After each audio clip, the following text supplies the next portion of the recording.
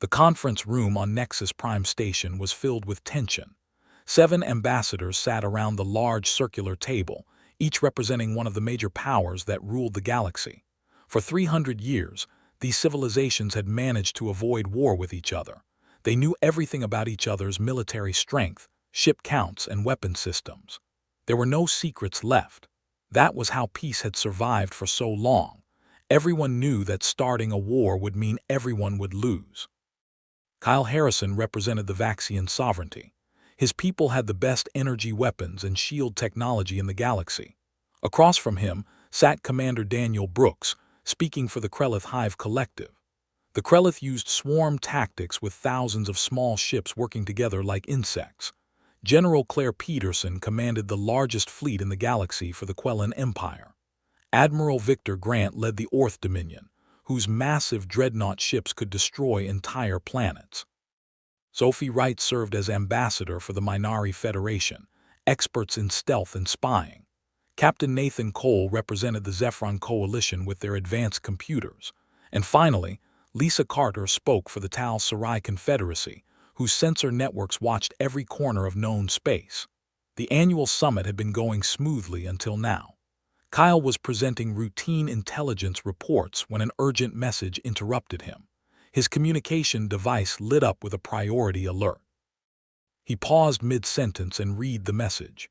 His face went pale. "Something is wrong," Kyle said quietly. "We have detected an anomaly in the void sector."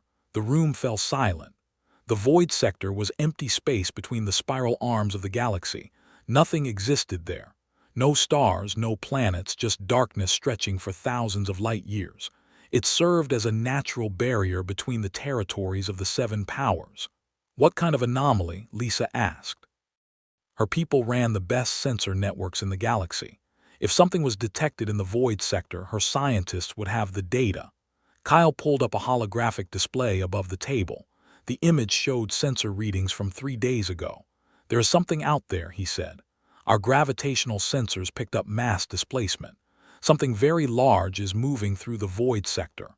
But when we use visual scans, thermal imaging, or electromagnetic detection, we see nothing. Whatever is out there is completely invisible to every sensor system we have." The room erupted into chaos. Daniel jumped to his feet. "This is a violation of treaty protocols," he shouted. "One of you has developed stealth technology in secret." Sophie shook her head firmly. The Minari had the best stealth ships in the galaxy, but even their technology could not hide gravitational signatures. "Our stealth systems fool visual and basic sensors," she said. "But we cannot hide the gravity well of a large ship. Nobody can." Victor slammed his hand on the table. "I demand full transparency from all council members. Every nation must open their research facilities for inspection." Claire shook her head. "That will never happen. You know our nations will not share military secrets, even in crisis." Nathan spoke up calmly. "Let us review the data before we make accusations. Perhaps there is a natural explanation." Lisa uploaded more sensor data to the display. The readings showed clear patterns. Over the past 3 days, monitoring stations across 3 different sectors had detected the same gravitational anomaly. The invisible object was moving with purpose. It was not drifting randomly. The trajectory showed it was scanning the border regions of all 7 powers systematically. "Someone is spying on all of us," Daniel said. Victor nodded in agreement. "This is reconnaissance. They are studying our defenses before they attack." Sophie looked worried. "If this is true, we are dealing with technology far beyond anything we possess. To hide from every type of sensor, would require breakthroughs in physics that are decades ahead of our best research." Kyle stood up and walked to the holographic display. "Think about what this means," he said seriously. "Perfect stealth across all sensor types requires mastery of gravitational manipulation, quantum mechanics, and energy dampening at levels we cannot even imagine. Whoever built this ship comes from a civilization that makes us look primitive." The ambassadors looked at each other. For 300 years, they had known the military capabilities of every major power in the galaxy. Now something unknown had appeared. Something with technology so advanced that it could move through their space like a ghost. The balance of power that had kept peace for centuries was suddenly meaningless. "We need to mobilize our fleets immediately," Victor said. Claire agreed. Every nation should deploy military forces to intercept this vessel, but Sophie raised her hand. "Wait," she said. "If we respond with aggression, whoever is out there might see it as a hostile act. We should try to make contact peacefully first." Daniel laughed bitterly. "Make peaceful contact with an invisible spy ship? Are you insane? This vessel has been watching us for days without revealing itself. That is not the behavior of peaceful explorers." Nathan spoke up again. "Sophie has a point. If this civilization wanted to attack us, they would have done so already. The fact that they are only observing suggests intelligence and restraint." The debate continued for hours. Some ambassadors wanted immediate military action. Others argued for diplomatic contact. Meanwhile, more reports arrived from sensor stations across the galaxy. The invisible vessel continued its systematic reconnaissance, moving from one border region to another. It seemed to be gathering information about all 7 powers before making its next move. Eventually, the Council could not agree on a unified response. Each nation decided to act independently. Victor ordered 3 Orc dreadnoughts to move into blocking positions in the Void sector. Claire dispatched squadrons from the Quellan fleet to patrol the borders. Daniel sent thousands of Krelith scout ships to search for the invisible target. The other powers followed with their own military deployments. Within 12 hours, the Void sector transformed from empty space into a massive military zone. Hundreds of warships from 7 different civilizations converged on the region. Each nation deployed its most advanced sensor technology. If the invisible vessel was out there, they were determined to find it. Commander Karen Martinez commanded the Vaxian flagship Celestial Guardian. She stood on the bridge watching sensor displays that showed nothing but empty space. Her science officer had detected brief quantum fluctuations an hour ago, but they vanished before weapons could lock on target. "It is like hunting a ghost," her tactical officer said. "We know it is out there, but we cannot see it or track it." General Paul Dixon led the Krelith swarm formation. His ship spread out in a wide net, trying to cover as much space as possible. Thousands of small craft moved in perfect coordination, each one equipped with different types of sensors. For 2 days they searched without success. Occasionally, a ship would report a gravitational spike or a quantum distortion, but by the time other vessels moved to investigate, the readings were gone. The psychological pressure on the crews was intense. Everyone knew they were being watched by something they could not see. The invisible vessel was studying them, learning their tactics, analyzing their capabilities. Meanwhile, they were completely blind to its location or intentions. Some crew members started to panic. Others became paranoid, seeing threats in every sensor glitch. On the 3rd day of the search, something changed. All the sensor readings suddenly stopped. The gravitational anomalies vanished. The quantum distortions disappeared. Every monitoring station across 3 sectors reported the same thing: empty space. No trace of the vessel remained. Karen immediately contacted Fleet Command. "The target has gone completely dark," she reported. "Either it has left the region entirely, or it has achieved even deeper stealth capabilities." Lisa reviewed the data from her sensor networks. "There is no way to know which," she told the Council. "If this vessel can hide its gravitational signature now, our chances of detecting it again are 0. The Galactic Council held an emergency meeting. The ambassadors gathered again on Nexus Prime, but this time the atmosphere was different. Fear had replaced anger. They were dealing with an unknown force that possessed technology beyond their understanding. A force that could appear and disappear at will, observe them without being detected, and potentially strike without warning. Claire spoke first. "The threat has passed. We should recall our fleets and return to normal operations." Victor shook his head strongly. "You are wrong. The disappearance is tactical. They are preparing to attack. We need to increase our defensive posture across all territories." Daniel agreed. "We should assume hostile intent and act accordingly." Sophie stood up. "Listen to yourselves," she said with frustration. "We are behaving exactly like they might expect us to behave, with fear and aggression. What if our military response was interpreted as hostile by whoever is out there? What if we just made an enemy out of a potential friend? Nathan nodded. Sophie is right. If this civilization wanted to harm us, we would already be under attack. They have had plenty of opportunities to strike. Instead, they only observed and then withdrew. That suggests intelligence and restraint, not aggression. Kyle thought for a moment. I propose we try diplomatic contact, he said. We broadcast a message into the void sector. We identify ourselves, express our curiosity about the unknown vessel, and invite peaceful communication. Victor laughed. And what if they respond with weapons fire? Kyle met his eyes. Then we will know their intentions. But if we do not try, we will never know if war was necessary or if we created it ourselves through fear. The debate went on for hours. Eventually, they reached a compromise. They would broadcast a diplomatic message while maintaining military readiness. If the unknown civilization was peaceful, communication would open. If they were hostile, the fleets would be prepared to defend their territories. It was the best solution they could agree on. Kyle volunteered to write the message. He spent 3 hours choosing every word carefully. The message needed to sound peaceful without appearing weak. It needed to show strength without threatening violence. Finally, he was satisfied with the text. The broadcast went out simultaneously from 7 different communication stations. The message identified the 7 galactic powers and explained their peaceful coexistence. It acknowledged the detection of an unknown vessel in their space and expressed curiosity about its origins. It extended an invitation for peaceful dialogue at Nexus Prime Station. The message ended with a simple statement that the galaxy had room for peaceful cooperation with new civilizations. The message repeated on all frequencies, broadcasting continuously into the void sector and beyond. Then came the hardest part, waiting. Hours passed with no response. Then a full day went by. Then 2 days. Then a week. No gravitational anomalies were detected. No quantum distortions appeared. The sensor networks showed nothing but empty space.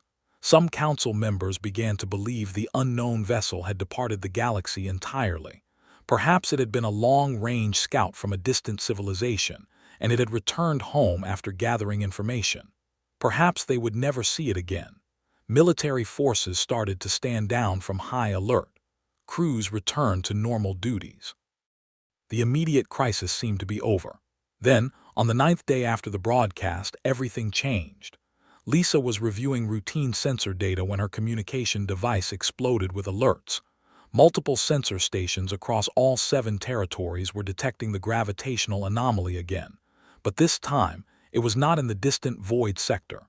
It was moving toward Nexus Prime Station itself. She immediately contacted the council. "The vessel has returned," she said urgently. "It is approaching our location at incredible speed. Current velocity calculations show it is moving faster than anything we thought possible for an object of its apparent mass. Estimated arrival time is less than 2 hours. Panic spread through Nexus Prime Station. The 7 ambassadors rushed to evacuate to their respective flagships. Hundreds of warships that had remained in the area after the search moved into defensive positions around the station. Karen positioned the Vaxian fleet to cover the northern approach. Paul spread the Krelith swarm ships in overlapping formations.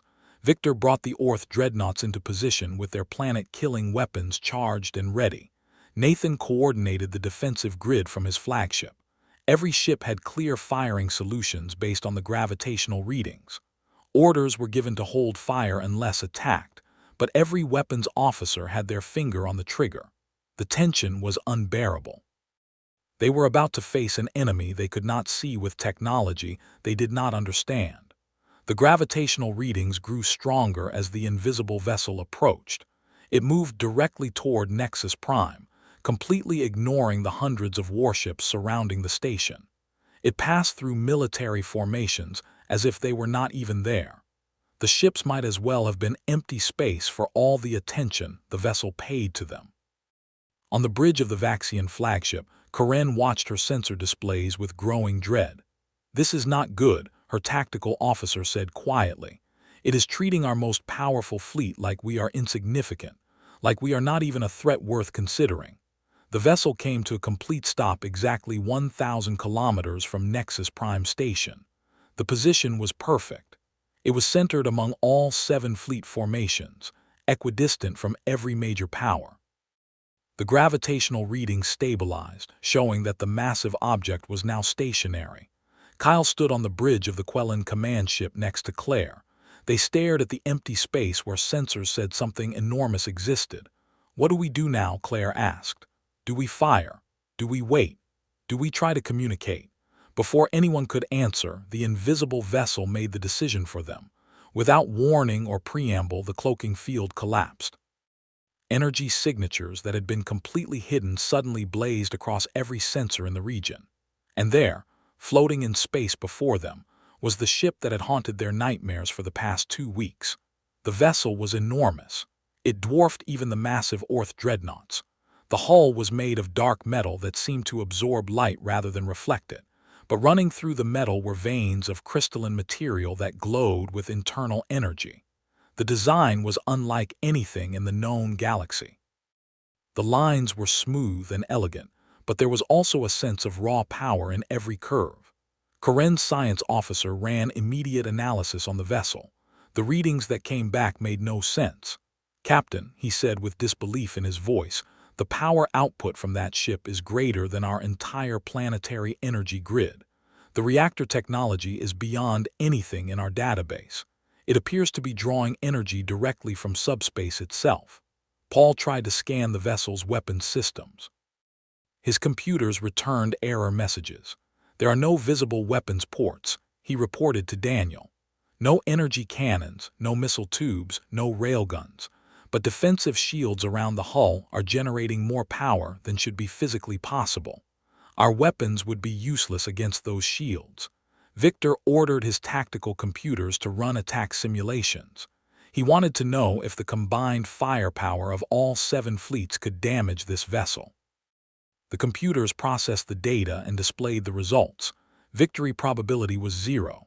The ship before them could withstand everything they could throw at it and probably not even notice. Across the 7 fleets, panic began to spread. Weapons officers reported that targeting systems could not get stable locks on the vessel. Engineers reported that the energy readings were impossible according to known physics. Captains realized that if this ship decided to attack, the battle would be over in seconds. Not hours or days, seconds. Nathan accessed the Zephron quantum computers and ran probability calculations on combat scenarios. He ran 10,000 different simulations using every tactical advantage he could think of. The results were the same every time: total annihilation of all galactic forces, 0 damage to the unknown vessel. The technology gap was not just large, it was absolute. On the Quellan command ship, Kyle watched the displays with a mixture of wonder and terror. "This is not just a scout ship," he said quietly to Claire. "This is a warship capable of destroying our entire civilization, and it is sitting right in front of us, showing us exactly how powerless we are." Claire felt her hands shaking. "Should we surrender?" she asked. "Should we try to negotiate, or should we fire first and hope we get lucky?" Kyle shook his head. "None of those options will work. We need to wait and see what they do. This is their move now." For long minutes, nothing happened. The massive vessel floated in space, surrounded by hundreds of warships that suddenly seemed very small and very fragile. No weapons fired. No shields activated beyond their normal defensive levels. The ship just waited. Then a transmission came from the vessel. It was not in any galactic language. It was not using any communication protocol that the 7 powers recognized. But somehow, translation systems across all 7 fleets interpreted it perfectly. The words appeared on screens and speakers throughout the assembled ships. The voice that spoke was calm and measured. It had a quality that suggested it came from someone human, though that word had no meaning to the gathered civilizations. "My name is Captain Laura Bennett of the human vessel Horizon," the voice said. "I apologize for the secretive observation of your civilizations over the past 3 weeks. Humanity has encountered hostile species before, and we have learned to be cautious when approaching unknown civilizations." The message continued. "We observed your military capabilities, your political structures, and your cultural values before determining that peaceful contact was appropriate. We have accepted your invitation for dialogue. We come in peace, seeking only knowledge and the opportunity to establish friendly relations with the civilizations of this region." Karen stared at her communication screen in disbelief. "They were watching us for 3 weeks," she said. "Not 3 days, 3 weeks.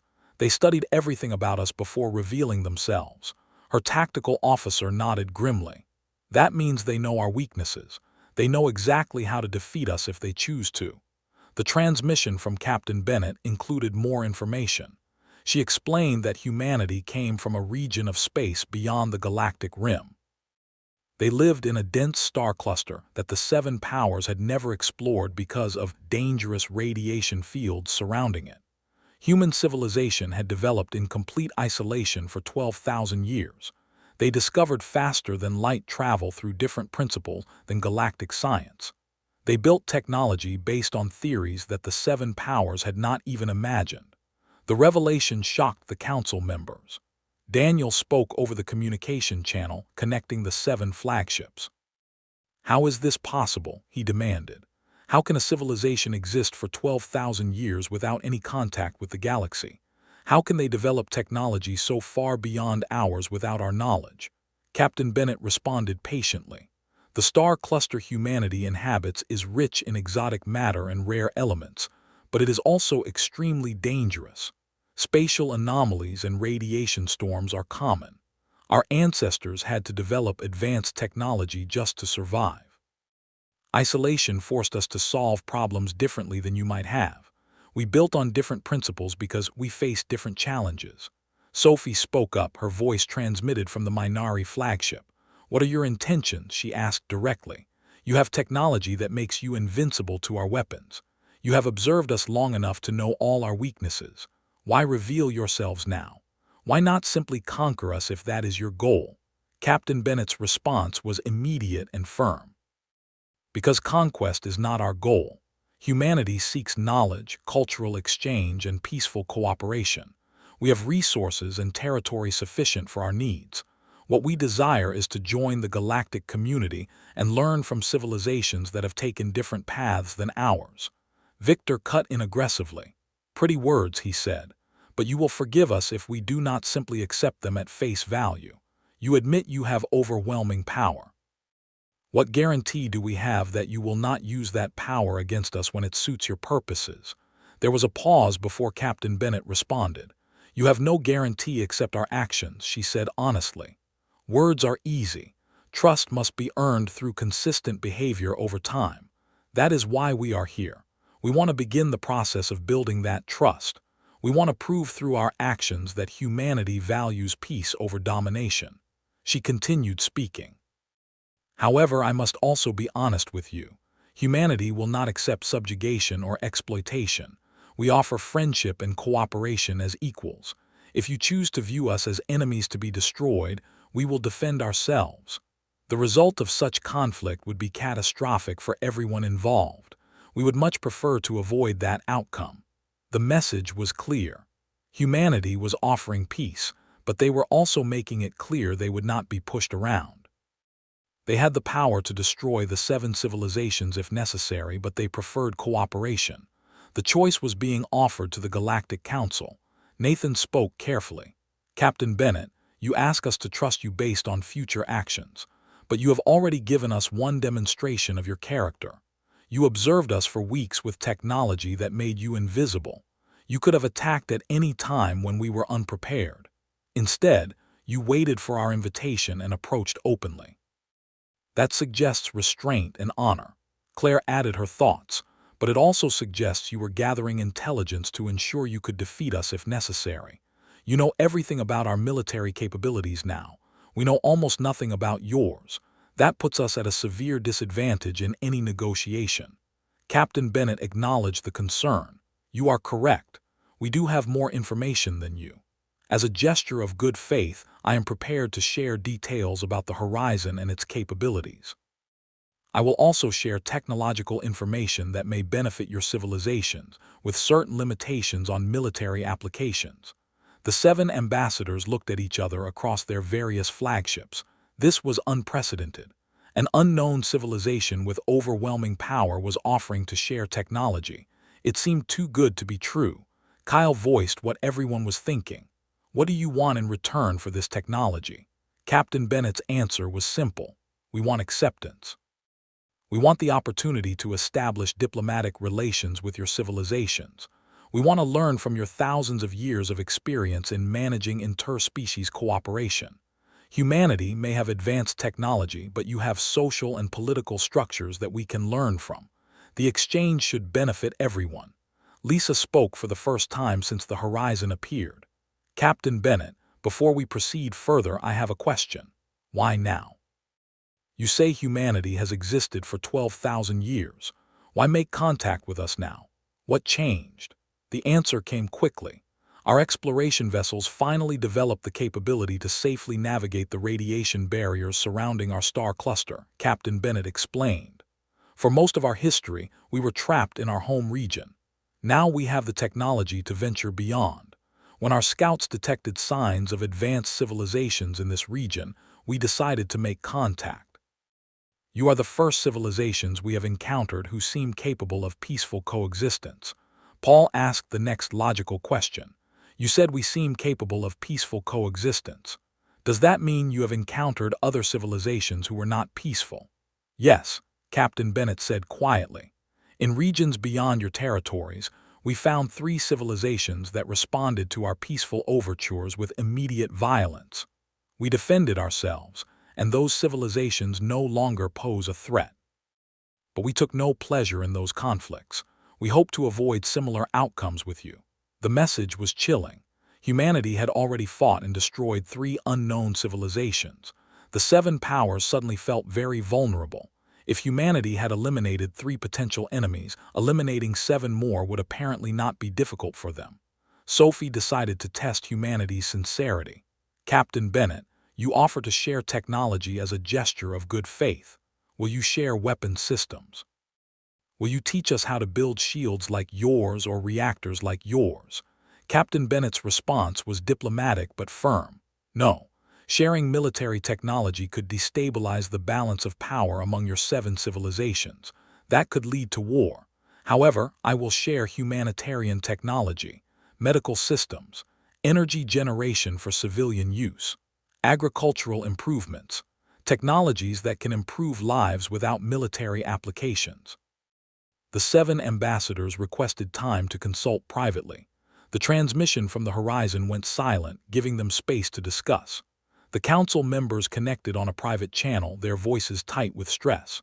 What do we do? Claire asked. If we refuse their offer, they might see it as rejection and become hostile. But if we accept, we are admitting they are stronger than us. We are accepting second-class status in our own galaxy. Daniel was blunt. We have no choice. They have already proven they can destroy us if they wish. The best we can hope for is that their stated peaceful intentions are genuine. We accept their offer and watch them carefully. If they prove treacherous, at least we will have gained some technology that might help us defend ourselves. Victor disagreed. I say we fight. We may die, but at least we die with honor rather than becoming servants to these humans. Nathan shook his head. That is pride talking, not strategy. Fighting when you cannot win is not honor. It is suicide. If humanity wanted servants, they would have demanded our surrender already. They are offering partnership. Kyle proposed a middle path. We accept their offer, but with conditions. We establish diplomatic relations and accept their humanitarian technology, but we make it clear that we are watching them. Any sign of treachery or aggression will be met with united resistance. We may not be able to win a war against them, but we can make it costly enough that they think twice. After more debate, the council reached consensus. They would accept humanity's offer. The alternative was too dangerous to contemplate. They reopened the channel to the horizon. Kyle spoke for the council. Captain Bennett, we have discussed your proposal. We are prepared to accept peaceful contact and diplomatic relations with humanity. We welcome the humanitarian technology you offer. However, we request that human vessels not enter our territories without prior coordination. We need time to process this change and to build trust gradually. Captain Bennett's response came quickly. Your terms are acceptable. The horizon will remain in this neutral zone as our diplomatic vessel. We will not send additional ships without your advanced knowledge and consent. We understand that our appearance has been disturbing, and we will respect your need for time to adapt." She continued, "As promised, I am now transmitting specifications for 3 technologies. The first is a medical nanomachine system that can cure most known diseases. The second is an energy generation system that provides clean, unlimited power without environmental impact. The third is an agricultural enhancement system that can increase food production significantly.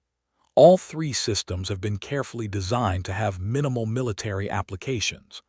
Data began flowing from the horizon to receivers on all 7 flagships. Scientists across the fleet started analyzing the transmitted information. Within minutes, reports came back confirming that the technology was genuine. The medical systems alone could revolutionize healthcare across the galaxy. The energy technology would eliminate resource scarcity. The agricultural systems would end hunger. Lisa could hardly believe what she was seeing in the data. "This is incredible," she said quietly. "This technology is decades ahead of anything we have. If they are giving this to us freely, imagine what other capabilities they possess." Captain Bennett spoke again. "I hope this demonstration proves our intentions are genuine. Humanity wishes to build a relationship of mutual respect and cooperation with your civilizations. We have much to learn from each other. My crew and I look forward to future conversations." The transmission ended. The massive human vessel Horizon remained floating in space, surrounded by hundreds of warships that no longer seemed quite so intimidating. The balance of power in the galaxy had shifted completely in a matter of hours. Karen stood on her bridge looking at the horizon on her display screen. Her tactical officer spoke quietly beside her. "That ship could destroy our entire civilization," he said, "and there is nothing we could do to stop it." Karen nodded slowly. "But they chose not to," she replied. "That has to mean something. We have to hope it means they are truly peaceful." Across the 7 fleets, similar conversations were taking place. Military officers who had been prepared for battle were trying to process what had just happened. They had come face to face with a power that made their weapons meaningless. Yet instead of conquest, humanity had offered friendship. Instead of demanding submission, they had shared valuable technology. It was the beginning of a new era for the galaxy. An era where the 7 powers were no longer the strongest civilizations in known space. An era where humanity had arrived and changed everything. Whether that change would be for better or worse remained to be seen. But for now, in this moment, there was hope.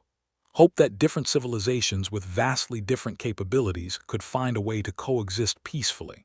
Hope that strength did not have to lead to domination. Hope that the future might be brighter than anyone had dared to imagine. The moment the human vessel had uncloaked, every galactic power had panicked. But now, as the immediate crisis passed, fear was slowly being replaced by cautious optimism. The galaxy would never be the same, but perhaps, just perhaps, it would be better. 3 days had passed since the Horizon uncloaked and made first contact with the 7 galactic powers. The massive human vessel remained floating near Nexus Prime Station, a constant reminder of how dramatically the galaxy had changed. Scientists from all 7 civilizations were working day and night to analyze the technology that Captain Laura Bennett had shared. The results were more impressive than anyone had imagined. Dr. Helen Garcia led the Vaxian medical research team. She had spent 3 days studying the nanomachine specifications that humanity provided. The technology was extraordinary. These microscopic machines could enter a living body, identify diseases at the cellular level, and repair damage with incredible precision. Diseases that had plagued the galaxy for centuries could be cured in a matter of hours. Helen sent her report to Ambassador Kyle Harrison. "The medical nanomachines are functional and safe," she wrote. "We have tested them on tissue samples, and the results exceed our expectations. If deployed across our medical facilities, we could eliminate 70% of known diseases within a year. This technology will save billions of lives." Similar reports came from energy researchers studying the power generation systems. Engineer Robert Chen from the Quellan Empire could barely contain his excitement. The human energy system operates on principles we thought were impossible, he explained to General Claire Peterson. It draws power from quantum fluctuations in space itself. There is no fuel required, no waste produced, and no limit to the energy it can generate. A single installation could power an entire city indefinitely. The agricultural specialists were equally amazed. Dr. Patricia Moore examined the farming enhancement systems with growing wonder. These systems optimize soil nutrients at the molecular level, she told Sophie Wright. They also modify plant growth patterns to increase yield without genetic modification. Marginal worlds that barely support colonies could become productive agricultural centers. Food scarcity could become a thing of the past. The Galactic Council met again to discuss the implications of humanity's gifts. The 7 ambassadors gathered on their flagships, connected by secure communication channels. The technology is genuine, Kyle confirmed. Our best scientists have verified everything. Humanity has given us tools that will transform our civilizations for the better. Daniel Brooks remained skeptical. Why would they give us such valuable technology for nothing, he asked.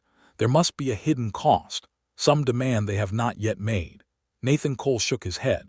Perhaps they are exactly what they claim to be, a civilization that values cooperation over conquest. We should not assume treachery where none has been shown. Lisa Carter had a different concern. The technology they shared is humanitarian in nature, she said. But what about their military capabilities? We still know almost nothing about their weapons systems or the full extent of their power. We are accepting their friendship while remaining completely vulnerable to their potential hostility. Victor Grant agreed strongly. We need more information about their military strength. We need to understand what we are dealing with. Sophie sighed. And how do you propose we get that information? Ask them to show us their weapons so we can figure out how to defend against them. That would be insulting and would destroy the trust we are trying to build.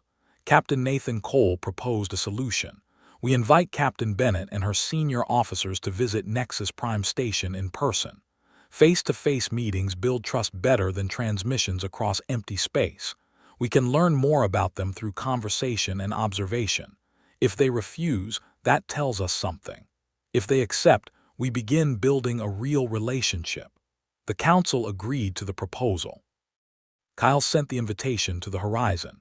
Captain Bennett, we would like to invite you and your senior staff to visit Nexus Prime Station for formal diplomatic discussions. We believe personal meetings will help build the trust and understanding necessary for our future relationship. The response came within minutes.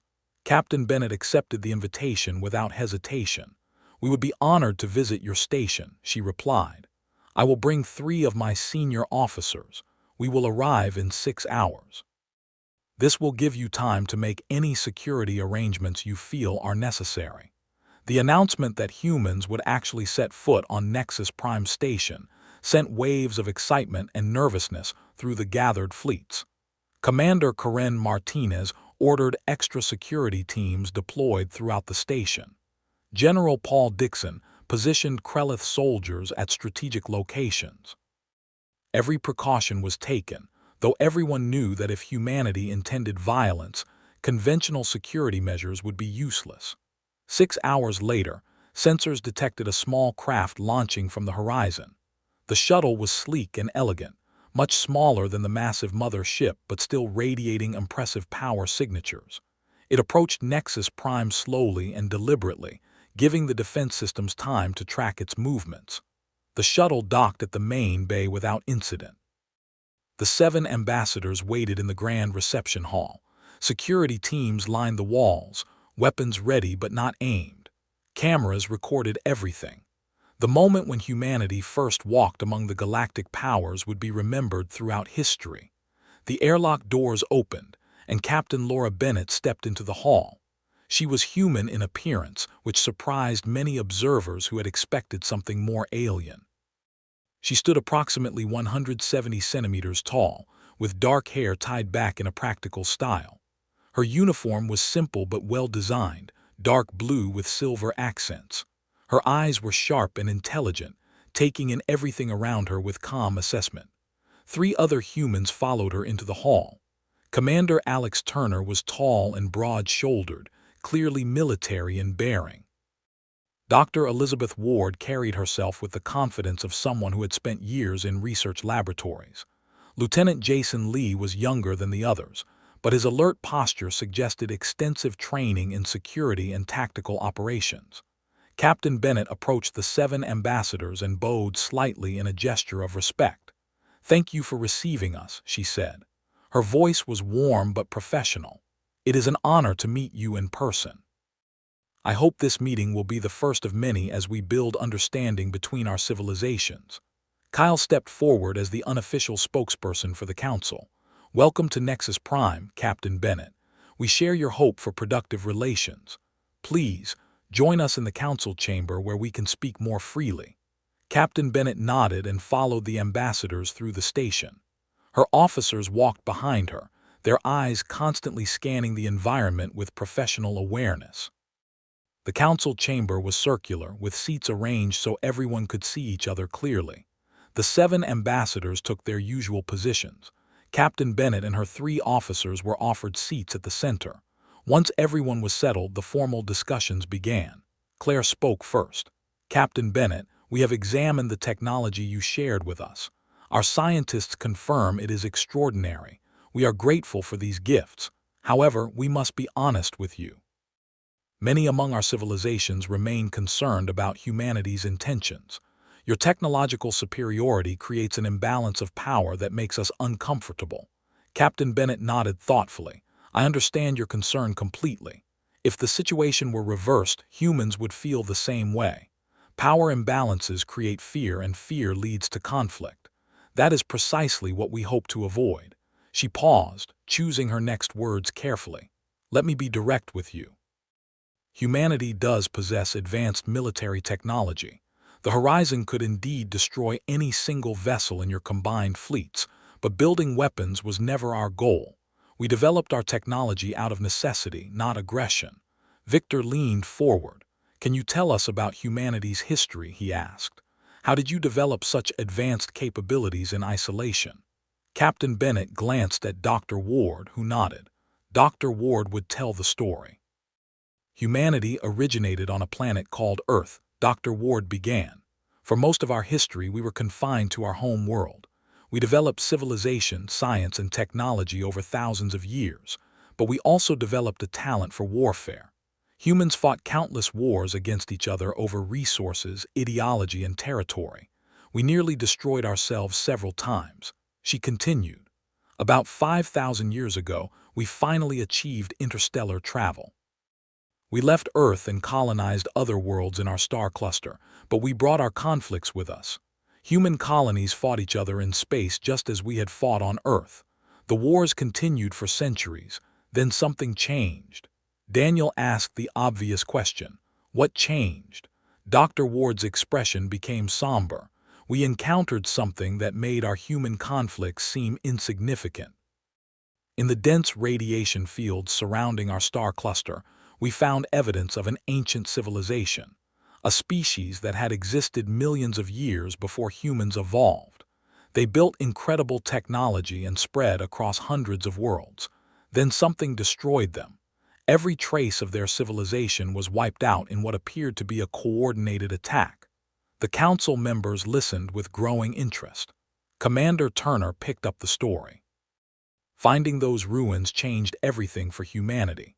We realized that the universe contained threats far more dangerous than other human factions. We understood that if we kept fighting each other, we would never survive long enough to matter. So we united. All the human colonies came together and formed a single civilization.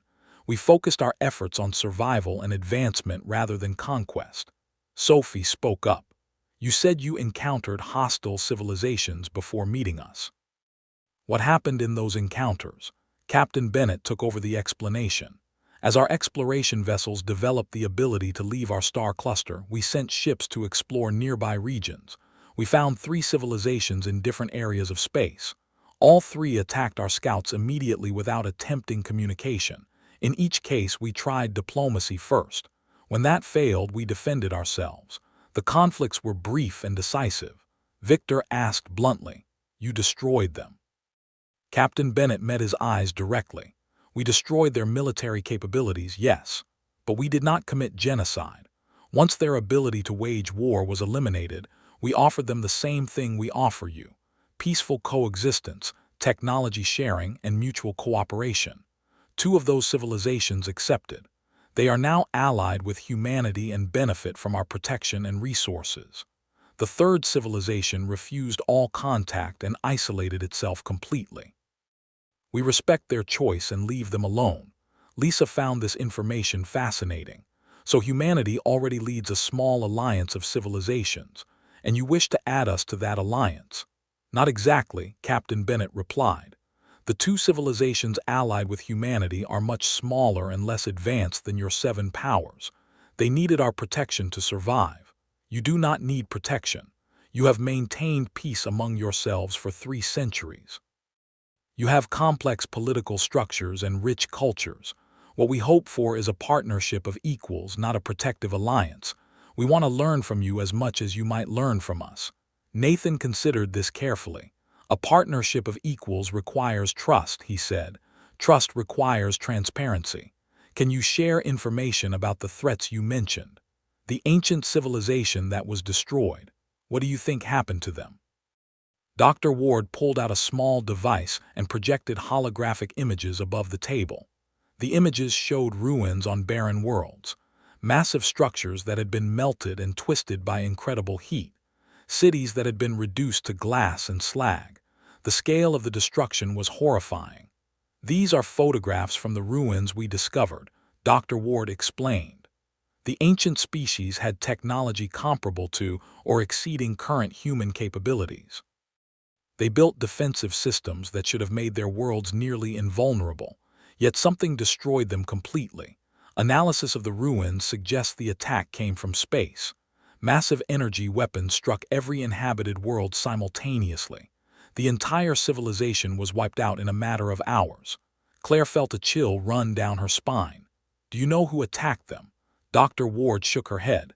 "We have found no evidence of the attackers. No debris, no wreckage, no clues. Whoever they were, they struck with overwhelming force and then disappeared. The ruins are millions of years old. Whatever civilization destroyed the ancients is either long gone or moved to other regions of the galaxy." Kyle understood the implication immediately. "You developed your advanced military technology because you fear something similar could happen to humanity. You want to be prepared for threats that can destroy entire civilizations." Captain Bennett nodded. "Exactly. Humanity has no interest in conquering you or anyone else, but we are acutely aware that the universe contains dangers we do not yet understand. Our military development is defensive in nature. We want to ensure that what happened to the ancient civilization never happens to us or to any of our allies." Daniel spoke thoughtfully. "This changes the context considerably. If there are unknown threats out there capable of destroying advanced civilizations, then our petty conflicts among ourselves seem foolish. Perhaps cooperation makes more sense than competition." Sophie agreed, "but cooperation requires information sharing." Captain Bennett, "Will humanity share data about these ancient ruins with our scientists? Can we study the evidence ourselves and draw our own conclusions?" "Of course," Captain Bennett said immediately. "I will provide complete access to all our research data on the ancient civilization. Dr. Ward can coordinate with your scientific teams. We believe multiple perspectives will help us understand what happened better than any single species working alone." The conversation continued for several hours. The humans answered questions patiently and openly. They shared stories about human history, culture, and values. They described their government structure, which was a democratic federation of colony worlds. They explained how humanity had learned to balance individual freedom with collective security. Commander Turner discussed military matters when asked.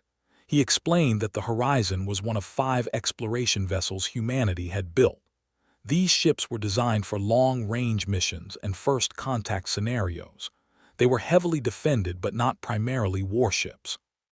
Humanity's actual military fleet remained in their home star cluster, protecting their territory and their allies. "How large is your military fleet?" Victor asked. Commander Turner smiled slightly.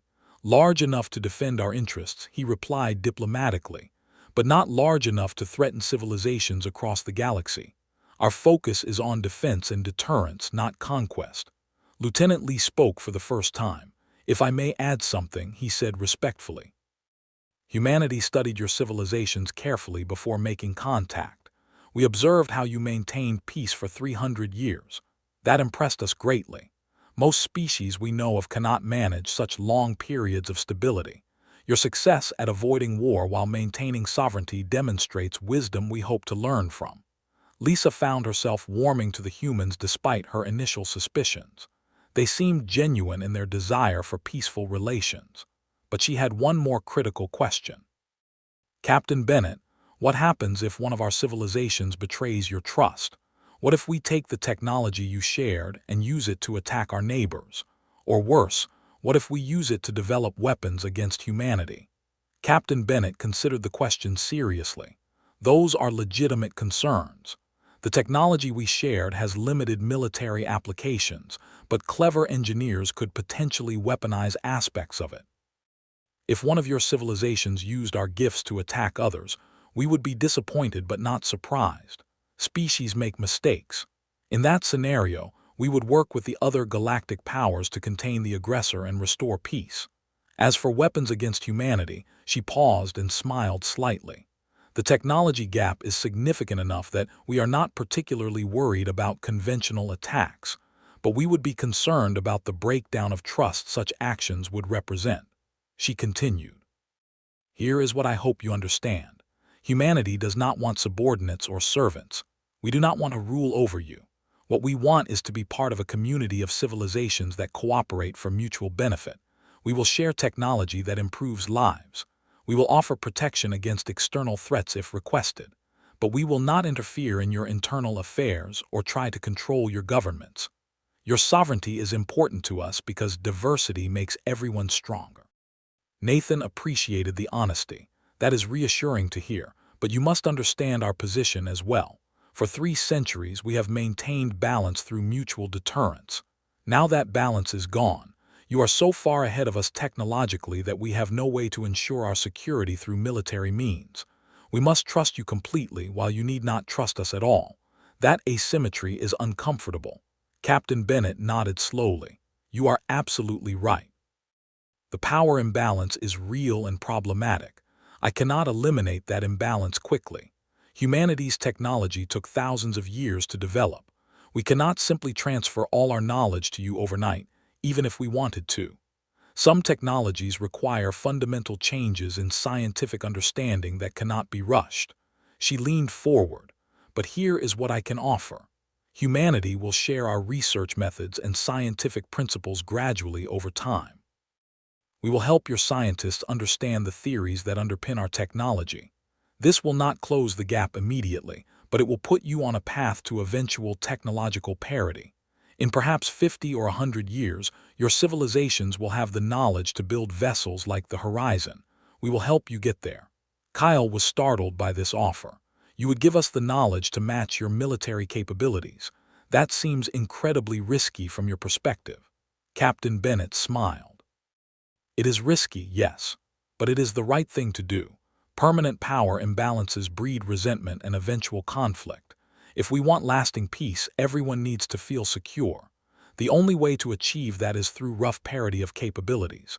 Besides," she added with a slight grin, "humanity will not be standing still. By the time your civilizations reach our current level, we will have advanced further. The gap may narrow, but we will maintain our edge for the foreseeable future."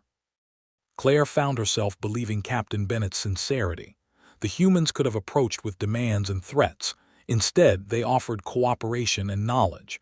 That suggested their values were genuine, not propaganda. "Very well," she said. "I believe we have a basis for moving forward. What are the next steps?" Captain Bennett outlined a proposal. "First, we establish permanent diplomatic missions. Human ambassadors will be stationed here at Nexus Prime. Representatives from each of your civilizations will be invited to visit our territories and see human worlds firsthand. Second, we begin regular scientific exchanges. Our researchers will work with yours on projects of mutual interest. Third, we create a joint security council to discuss potential threats and coordinate defensive strategies. Finally, we establish cultural exchange programs so our peoples can learn about each other beyond just governments and military. The 7 ambassadors discussed the proposal among themselves briefly.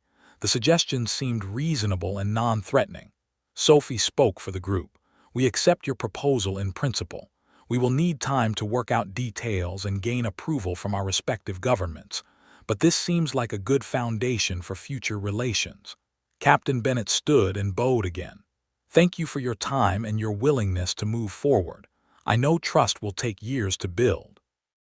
We are prepared to be patient and prove ourselves through consistent action." She glanced at her 3 officers. "We should return to the horizon now, but I hope this is just the first of many conversations." The humans departed the same way they arrived. The 7 ambassadors watched them leave, then looked at each other with a mixture of relief and cautious optimism. "That went better than I expected," Daniel admitted.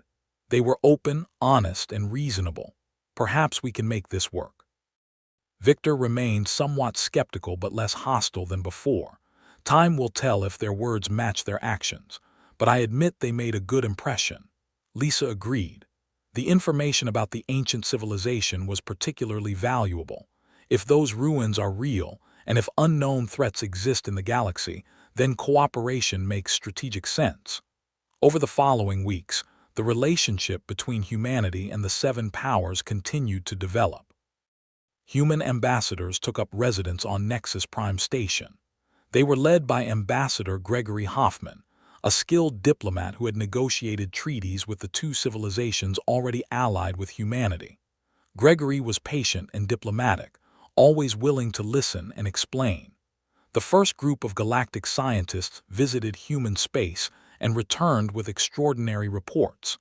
They described worlds that had been terraformed to perfect habitability, cities that seamlessly integrated nature and technology, research facilities that made their own installations look primitive, and everywhere, humans working together with the 2 allied species in apparent harmony.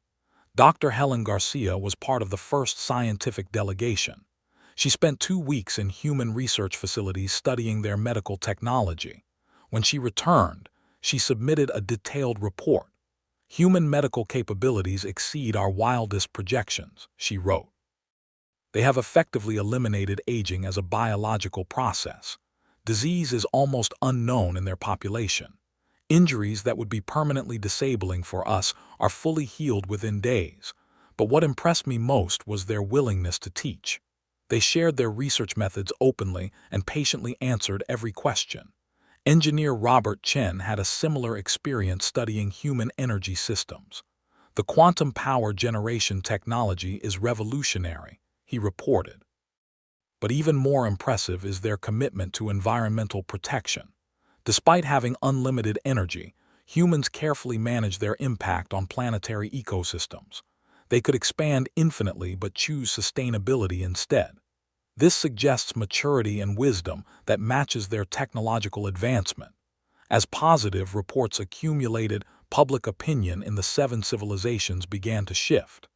Initial fear and suspicion gradually gave way to cautious optimism.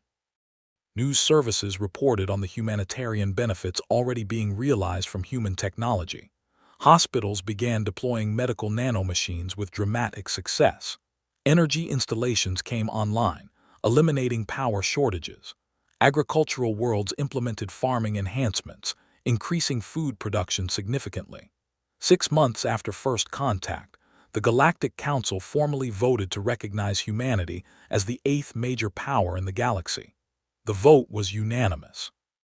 Captain Bennett was invited to attend the ceremony where this recognition would be announced. She arrived with the same 3 officers who had accompanied her to the first meeting. Kyle presented the official declaration. "On behalf of the 7 galactic powers, we recognize humanity as an equal member of the galactic community. We welcome your civilization with friendship and respect. We look forward to centuries of cooperation and mutual growth." Captain Bennett accepted the declaration with obvious emotion. "This is a historic moment," she said. "Humanity left our isolated star cluster hoping to find peaceful civilizations to join. You have given us more than we dared to hope for. We promise to honor your trust and prove worthy of this recognition." The ceremony was broadcast across all 8 civilizations. Billions of beings watched as former strangers became official allies. The moment represented hope for a better future. Hope that different species with vastly different capabilities could find common ground. Hope that wisdom could triumph over fear. After the ceremony, the ambassadors gathered privately for a more informal celebration. For the first time, the atmosphere was genuinely relaxed. They shared food and drink from their various cultures. They told stories and laughed together. The walls of suspicion that had dominated the early meetings had crumbled. Daniel raised his glass in a toast.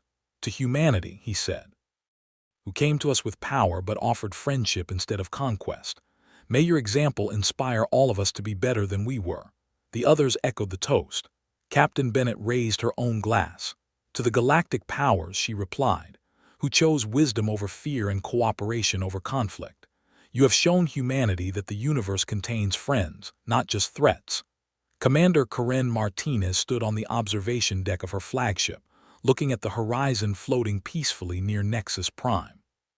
6 months ago, that ship represented her worst nightmare, an invincible enemy with unknown intentions. Now it represented hope and partnership. She had been wrong to fear so completely. Sometimes the unknown brings opportunity rather than destruction. General Paul Dixon reviewed the latest tactical analysis of human capabilities. The reports confirmed what everyone already knew. In any direct conflict, humanity would win decisively. But that knowledge no longer caused panic. Instead, it brought comfort. If unknown threats existed in the galaxy, having powerful allies suddenly seemed very wise. 1 year after first contact, the relationship between humanity and the 7 powers had evolved into genuine partnership. Joint research facilities had been established on neutral worlds. Military cooperation agreements allowed coordinated defense planning.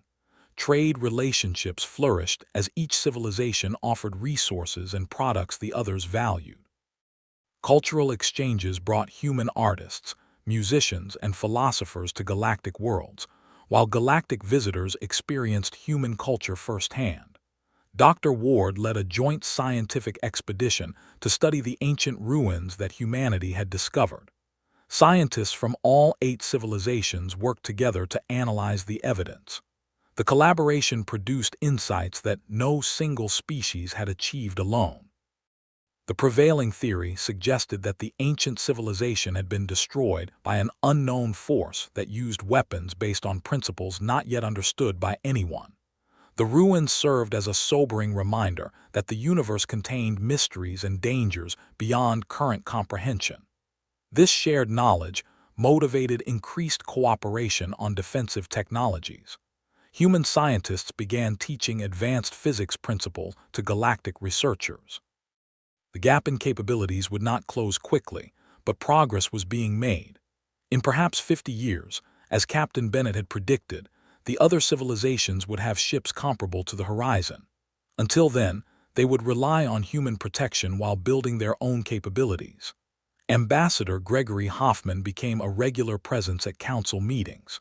He participated in discussions about galactic policy, always offering human perspectives while respecting the sovereignty of the other powers. His diplomatic skill helped smooth over occasional disagreements and cultural misunderstandings. He became particularly close friends with Sophie Wright, and their partnership helped bridge human and galactic perspectives. 2 years after first contact, an unexpected crisis tested the new alliance. A previously unknown civilization appeared on the edge of galactic space. They called themselves the Mordak Hegemony, and their intentions were clearly hostile. They attacked several outlying colonies belonging to the Minari Federation, destroying settlements and taking prisoners. The attacks were brutal and unprovoked. The Galactic Council met in emergency session. Sophie demanded immediate action to rescue her people and stop the aggression. The council quickly agreed on a military response, but the question was whether to ask for human assistance. Some members felt they should handle this crisis themselves to prove they were not dependent on humanity. Others argued that involving humanity would end the threat more quickly and save lives. Captain Bennett attended the meeting at their invitation. She listened to the debate without commenting until asked directly for her opinion. "What would humanity do?" Kyle asked. "Would you help us respond to this aggression?" Captain Bennett stood and addressed the council seriously. "The Minari Federation is under attack. That makes this a matter of concern for all of us.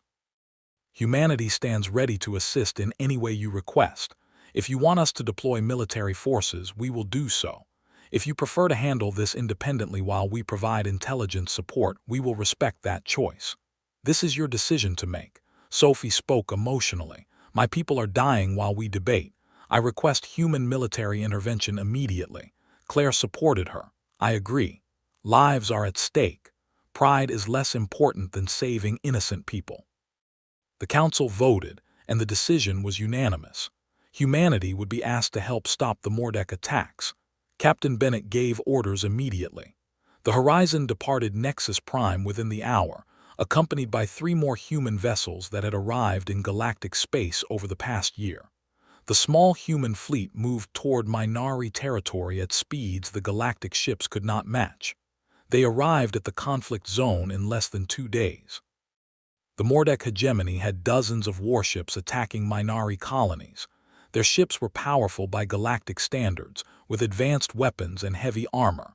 They had expected to overwhelm the Minari defenses easily. They were not prepared for what happened next. The Horizon uncloaked directly in the middle of the Mordek fleet. Before the enemy ships could react, human vessels disabled their weapons systems with precision energy strikes. No Mordek ships were destroyed. No crew members were killed. But within minutes, the entire enemy fleet was rendered helpless and unable to fight. The demonstration of human power was absolute and undeniable. Captain Bennett transmitted a message to the Mordek command. "This is Captain Laura Bennett of the human vessel Horizon. You have attacked our allies without provocation. Your military capability has been neutralized. You have 2 choices. You can agree to immediate ceasefire and diplomatic negotiations, or we will destroy your fleet and take further action against your territory. Choose quickly." The Mordek commander saw his helpless fleet and made the only rational choice. He agreed to ceasefire and negotiation. Within hours, Mordek forces withdrew from Minari space. Prisoners were returned unharmed. The crisis was over almost as quickly as it had begun. The Galactic Council reconvened to discuss what had happened. The speed and efficiency of the human response had been remarkable, but what impressed everyone most was the restraint. Humanity could have destroyed the Mordek fleet completely. Instead, they disabled the enemy ships and forced negotiation. They had used their overwhelming power to preserve life rather than destroy it. Sophie spoke with obvious emotion. "Humanity saved my people. They could have done it in a way that showcased their power and intimidated everyone watching.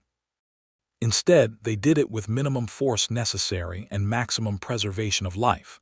That demonstrates the values they claim to hold.